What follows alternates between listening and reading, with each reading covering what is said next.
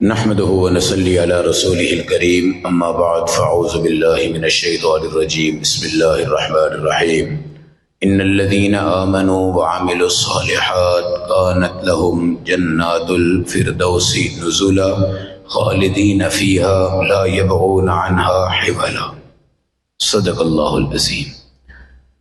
ایمان لائیں، نیک اعمال کرتے رہیں، تمہیں اللہ جنت الفردوس عطا کریں گے، واپس نہیں لی جائے گی، خالدین فیہا ابدا، ہمیشہ ہمیشہ وہاں رہو گے۔ ہر سالن جب بناتے ہیں تو اس کے مرکبات ہوتے ہیں۔ کوئی بندہ اگر کچے پانی میں سارے مسالے ڈالے اور 5 منٹ کے بعد اتار کے مہمانوں کی ضیافت کرے تو ہر بندہ منہ بنائے گا، مگر جو پیاز کو بنا لے، لہسن کو ڈالے، ادرک کو ڈالے، گوشت کو بھونے، ایک بنیاد اس کی بنا دے، اس کے بعد جتنا مرضی پانی اس میں ڈال دیں، انشاءاللہ اس کا ٹیسٹ ختم نہیں ہوگا، لذت ختم نہیں ہوگی۔ آپ نے اپنے ایمان کو پختہ رکھنا ہے۔ ایمان میں کبھی شرک والی شیطان کی گولیاں نہ آئیں، ایمان میں کبھی منافقت کی گندگیاں پیدا نہ ہوں، ایمان میں کبھی حسد کی گندگی پیدا نہ ہو، ایمان میں کبھی غیبت کی گندگی پیدا نہ ہو۔ بندہ اتنا غیرت مند ہے کہ اس کے سفید کپڑوں پہ اگر کوئی بندہ تیز موٹر سائیکل چلاتے ہوئے پانی سے گزارے اور اس کا پھر کیچڑ پڑ جائے تو بندے کو اپنے لباس پر کیچڑ ڈالنا برداشت نہیں ہوتا۔ یہ بڑے تعجب کی بات ہے کہ کپڑوں پہ کیچڑ تو برداشت نہیں ہوتا، مگر دل کے ایمان کے مرکز میں ہم بڑی گندگیاں جمع کر کے بیٹھ جاتے ہیں، وہ ہمیں کیسے برداشت ہوتا ہے؟ آپ آئینہ دیکھیں، شیشہ، اگر ایک پھنسی نظر آئی کہ مجھے پھنسی نکل گئی ہے رات کو، پورا دن ڈاکٹر، آپریشن، ٹیسٹ اور اس کی فکر، یہاں تک کہ آپ کو تسلی ہو پھر آپ آرام سے سوتے ہیں۔ اور اگر وہ ذرا سی پھنسی پہ ڈاکٹر نے آپ کو کسی بڑے خطرے کا اشارہ دے دیا تو آپ کی نیند بھی حرام ہو جاتی ہے، آپ کے گھر والوں کی نیند بھی حرام ہو جاتی ہے۔ تو ایمان کے اوپر بھی دھبے لگتے ہیں، ایمان پر بھی پھنسیاں نکلتی ہیں، ایمان پر بھی پھوڑے نکلتے ہیں۔ جسم کا کینسر کوئی کینسر نہیں ہے، اگر آپ کے دل میں ایمان ہے، جسم کینسر کھا لے اور مار دے ہمیں اور اپنی قبر میں لے جائے تو ایمان تو ہمارا ساتھی موجود ہے۔ لیکن اگر جسم کے دھبے بھی صاف ہو گئے، پھوڑے بھی صاف ہو گئے، پھنسیاں بھی صاف ہو گئی، بال بھی سیٹ ہو گئے، کپڑے بھی ٹھیک ہو گئے، اندر ہمارے گندگی رہی، پھر جسم ہمارا چمک کے قبر میں اتر جائے گا، مگر آگے ہمارے لیے تاریکی کے میدان ہے۔ رمضان المبارک ہر گناہگار کی امید ہے، ہر ظالم کی امید ہے، ہر شرابی کی امید ہے، ہر فاسق کی امید ہے۔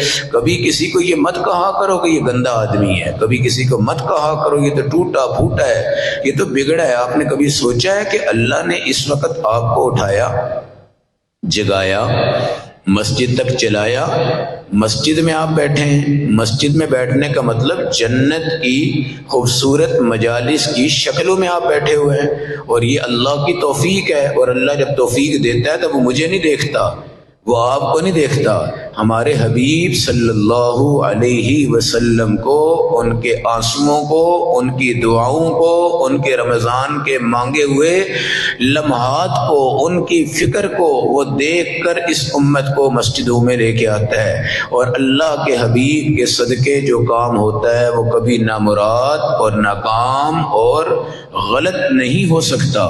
یہی وجہ ہے کہ آپ نماز میں جب آتے ہیں، کتنی بڑی نعمت ہے نماز کی۔ میرے نبی کا ایک فرمان یاد رکھیں، بہت خوبصورت نسخہ ہے، بہت خوبصورت نسخہ ہے۔ آپ نے کہا کہ 5 نمازوں کی پابندی رمضان میں کرو، اگلے رمضان تک 5 نمازیں تم سے کبھی نہیں چھوٹیں گی۔ جمعے کی پابندی رمضان میں کر لو، اگلے رمضان تک جمعہ کبھی نہیں چھوٹے گا۔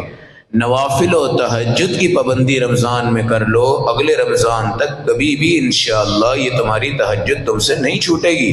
ایک جمعہ اگلے سال تک گناہوں کا کفارہ ہے، ایک رمضان اگلے رمضان تک گناہوں کا کفارہ ہے۔ یہ مشق ہے، یہ ریہرسل ہے، یہ پریڈ ہے، یہ جنت میں جانے کا نسخہ ہے۔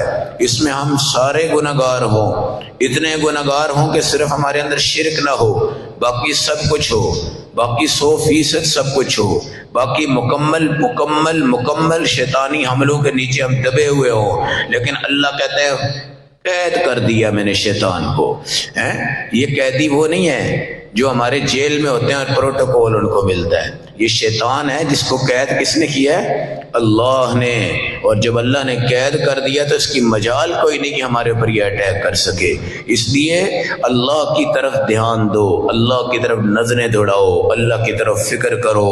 یہ رمضان المبارک خوبصورت لمحات ہیں، اپنے ایمان کو چمکانا ہے، اپنے ایمان کو بچانا ہے، اپنے ایمان کو دیکھنا ہے۔ اولاد ایک ضرورت ہے، مال ضرورت ہے، نوکری ضرورت ہے، آفس ضرورت ہے، پیسہ ضرورت ہے، گھر بنا لیا اللہ آپ کو بڑے سے بڑا گھر دے وہ ضرورت ہے، گھر میں کپڑے آ گئے، جوتیاں آ گئی، شادی ہو گئی، بیاہ ہو گئے، خوشیاں ہو گئی، یہ ضرورت ہے۔ اور دین، آخرت، قبر، جنت اور جنت الفردوس یہ ہمارا مقصد ہے۔ ہم نے اپنے مقصد کو مقدم رکھنا ہے، اور مقصد میں ہر بندہ اپنا اکیلا وارث ہے۔ اس کے وارث اولاد جو ہوتی ہے نا وہ اپنے مال دولت کی وارث ہوتی ہے، اس کے دین کی وارث نہیں ہوتی۔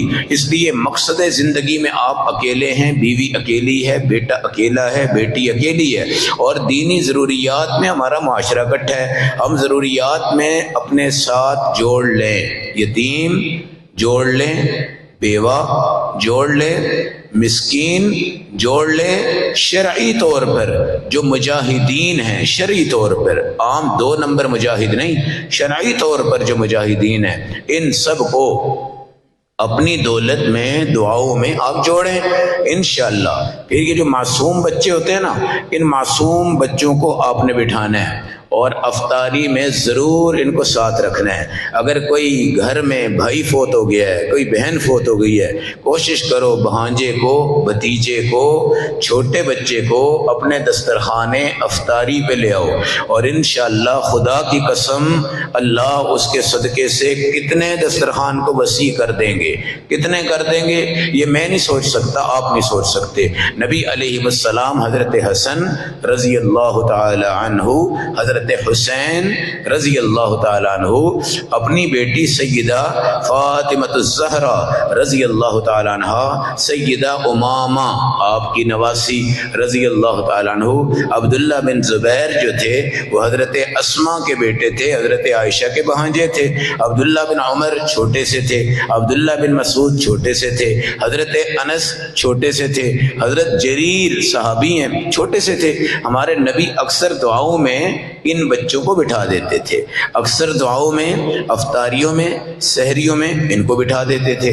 جب یہ کہا جاتا یا رسول اللہ بارش نہیں ہو رہی، آپ فرماتے بچوں کو جمع کرو، بچوں کو بٹھا کے نبی پاک دعا فرماتے تھے۔ تو بچے بڑی نعمت ہیں۔ ہم کیا کرتے ہیں افطاری کے ٹائم، تیرا روزہ ہے؟ نہیں ابو روزہ تو نہیں، چل یہاں کیا کر رہا ہے؟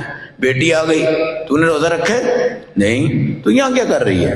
چل تو جا، نواسی آ گئی، پوتی آ گئی، بھتیجا آ گیا، بھانجا آ گیا، آپ کو نہیں پتا کہ اس پہ روزہ فرض ہی نہیں ہے تو تم کیوں پوچھ رہے ہو تم نے روزہ رکھا ہے؟ وہ تو معصوم ہے، اور اس کی آمین فرشتوں کی آمین۔ 10 لاکھ بندے سحری پہ اللہ آزاد کرتے ہیں، 10 لاکھ افطاری پہ آزاد کرتے ہیں۔ اور یہ کیسے ہو سکتا ہے کہ دعا میں کروں باقی 10 تو اللہ آزاد کر دیں اور مجھے آزاد نہ کرے؟ یہ نہیں ہو سکتا۔ اس لیے میرے بھائیوں، ہم نے رمضان کو قیمتی بنانا ہے، ایمان کو قیمتی بنانا ہے، اور رمضان کے ایمان کے اوپر خیالات پیدا کرنے ہیں۔ ہمارے ایمان میں، رمضان میں، اعمال میں کوئی نقص تو نہیں ہے۔